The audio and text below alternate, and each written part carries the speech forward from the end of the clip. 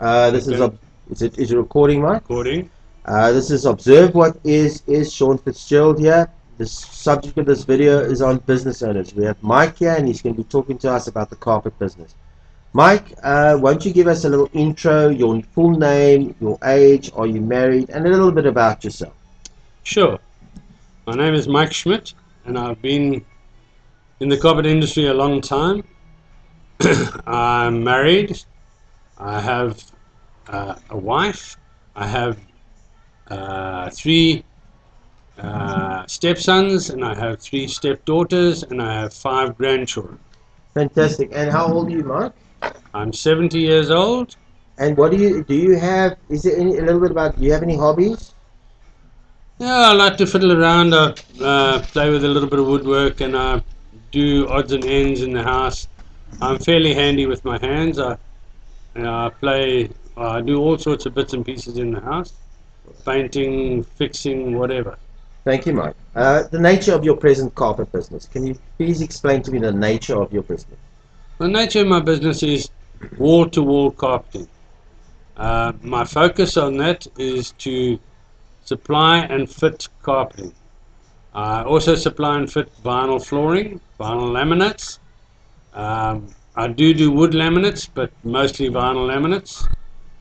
I supply rugs, imported rugs and locally made rugs. We can do specialized rugs. We can do all that Wonderful. different things. Okay. Have you ever owned any other businesses in other fields in your life?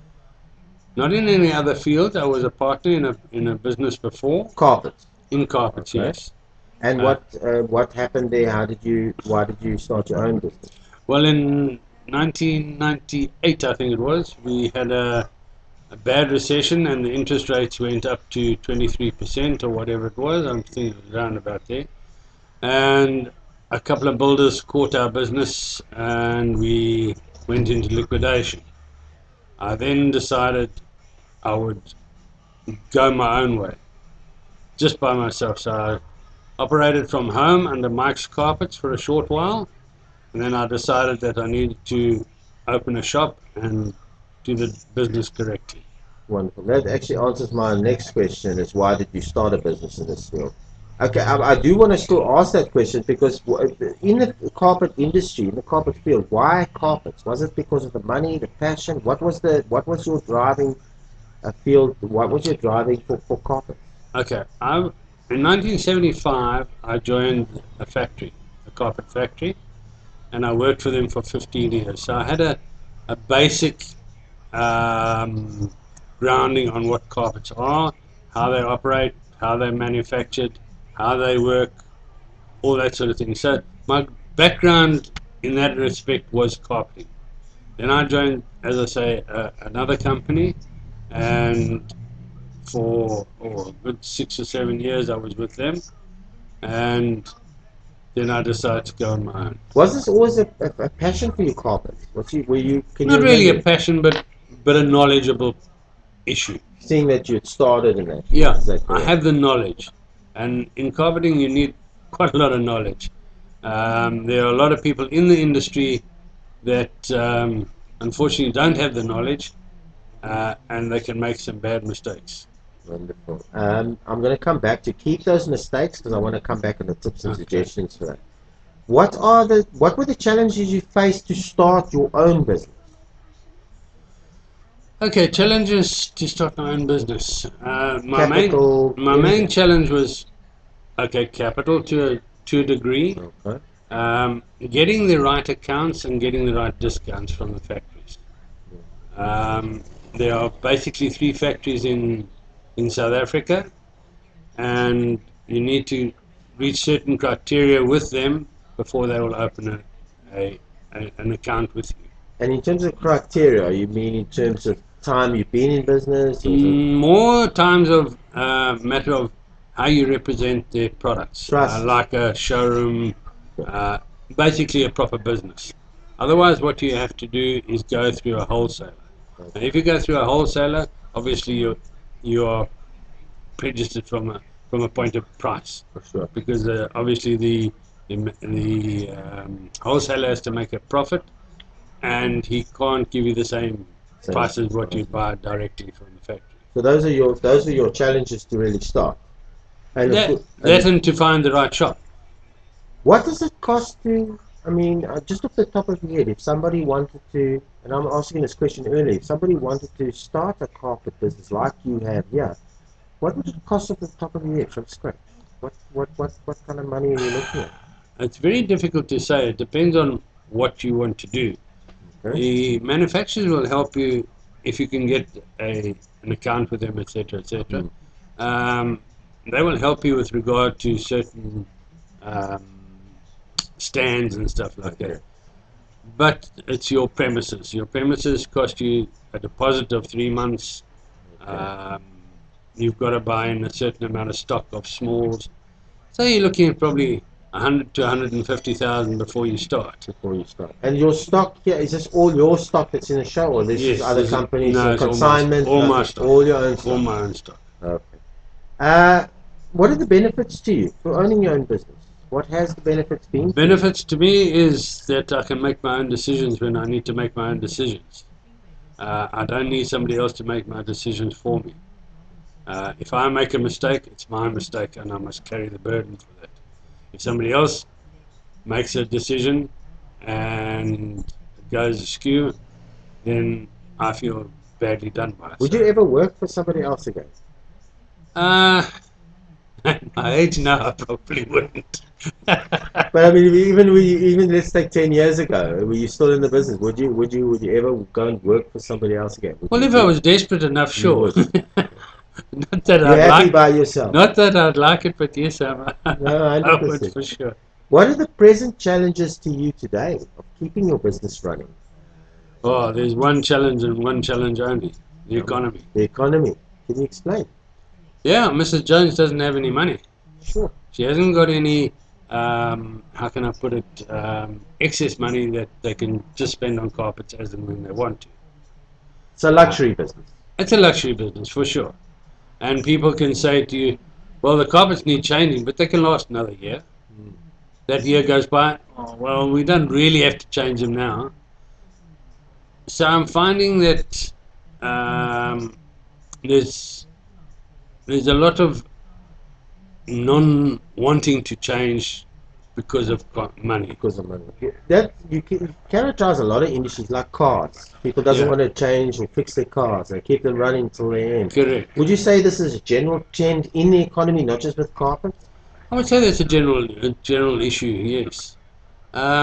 If you go back to say 2008, around that area, you would find people were spending money, no problem. Really, eh? The economy was growing at a good speed. People were, I mean, value of property was rising. Everybody was happy. Everybody had money. And since 2008, there's been a decline Wow. in basically the amount of money excess money that people can spend. In the economy, jobs, they're not getting paid Yeah. enough. People aren't earning enough money. Correct. Wow. Well, inflation also Inflation, comes into that issue. All contributes. Yeah, it does. Yeah, if you look at the price of things, buying a new car today, I don't want to bring that up, but I mean, just the price of buying a house today, people can't even Sure. afford, that. So the economy is tough. You know, when I with respect, when we talk about housing, when I was a youngster, you didn't even think about buying a house. Yes, The youngsters today want to buy a house tomorrow. yes. You know, they're 25 and they want to buy a house. So it's very It's very difficult difficult. for that to happen. Well, my mom bought, and I know I'm getting off the topic here, I'll get back now. My mom bought her house in 1979, I think 24,000 Rand. Brand new Correct. big house with a Correct. swimming pool. Correct. I think it's just the economy and the more people Well, on the planet. Right? everything is relative, however. The- But how relative it is, I'm not so sure. it's just not. You buy a car for 2,000 Rand in 1970, now it's like 300,000 or 200,000. Yeah, It's all of the it's first big twice. money, yeah. It's just going through the roof, correct? Okay, would you recommend the carpet industry to somebody? And be straight about it. Would you recommend somebody coming out of school get into the carpet industry? I would recommend somebody get into the industry, but they need to start off learning the products. You've got to come in as a salesman or something like that before you can develop up. The carpet industry is an industry that'll be here forever. It's not going to go away. People say the ceramic tiles are taking over. They will never take over. They will take a portion of the market, and they have done since ceramic tiles became popular. Vinyl flooring will also take a section of the carpet industry. So, in effect, the wall-to-wall carpeting as domestic wall-to-wall carpeting is shrinking slightly. But offices, that sort of industrial, commercial, that is growing big time. So people still, they still get people want carpet. They love the feel For of sure, carpets. without doubt, without doubt. When you get out out of bed in the early morning, put your feet onto a nice soft carpet, it's lovely. Yeah, it is nice. There is nothing like a carpet. Correct. There's nothing. I know tiles, it's easy to clean, but there's just nothing like That's a carpet. also a fallacy. Oh, is it? Okay. I thought that's what they sold it on. Yeah, Really? they do sell it on that. Yeah, it's easy to clean. You sweep a ceramic tile and all the dust goes into the air. Where does it go to? Straight back down again. Yeah, or somewhere else in the room. Yeah. There. Yeah. And how often do you vacuum your vinyl floors, your ceramic floors? Yeah, that's another thing. I never know. Kaya! I'm pulling a leg. That's why I moved away from that. Yeah. Mike, okay, we covered my second question. What were the future prospects of the business? So we don't need to answer. Sorry, what were they? What is the future prospects of your business? And I think you covered it there. Yeah, the prospects are, as I say, are good in the industry. I wouldn't say somebody must avoid the industry by all means. Yes. The industry is there, and it's a growing industry. There's no doubt about it. Yes. The domestic market at the moment is very depressed. Okay. But the commercial market, as far as I understand, is going quite strong. Okay, we tips and suggestions. Not necessarily for you've been in business for a long time. You've got a wealth of knowledge for our viewers. Anybody that's coming from school wanting to start a business, or somebody that's got a lot of money, they've got a pension from their job and they want to start a business. What would your tips and suggestions to them? Core key ideas that they should follow first to start a business or make it successful? Okay. First of all, they must decide exactly what industry they want to go into. Once they've made that decision, then they must research that industry and say, okay, fine. If, for instance, in the carpet industry, fine, go into the carpet industry, but start at the bottom, learn the product. There are probably 70 products, 80 products that you've got to learn. Each product has a different fiber. Each product has a different use. Each product has a different backing. Each product has a different there's numerous underlays that you can use. There's different ways of fitting the product. There's all that sort of issue that are involved. So learn the product. If you still want to go ahead with the industry, either plan it correctly by maybe go and work for somebody in the industry for a while so that you understand how it operates. If you come out of school or come out of university, you have no idea what the commercial world is all about. Really, you have no idea. You have theory. The theory is there for sure, but you need the practical part of it. Would you say people don't follow that advice? Do people? Is that one of the reasons why you'd say a lot of businesses fail? Is that people just go where the money is, or go where they think the money is? Or a lot of youngsters would come out of school. They're out of school for a couple of years. All of a sudden, their little mates opening a motorbike shop or whatever. And that motorbike shop, he says, hey, I need a partner. Give me 200,000, you come in as a partner. The guy has no idea what he's stepping himself in. If he's got the money, he says, okay, here's the 200,000. In 6 months or a year's time, they crash, his money's gone.